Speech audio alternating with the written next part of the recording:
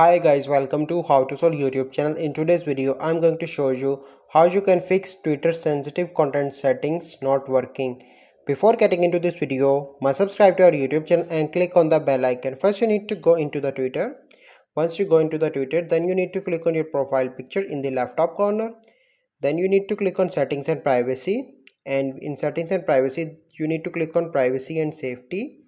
And here you can see the option content you see. So you can see that I am seeing the option display media that may contain sensitive content. If that option is not showing to you, then you need to go back, open any browser and search here Twitter login, and you must need to log in your Twitter account here. So first, once you log in your Twitter account, let me show you. So once you are able to log in, then you need to go into the settings and privacy and click on privacy and safety and then content you see, and you will see that option here. So this is a process by which you can fix Twitter sensitive content settings.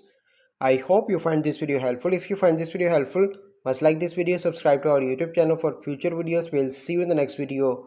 Thank you. Have a good day.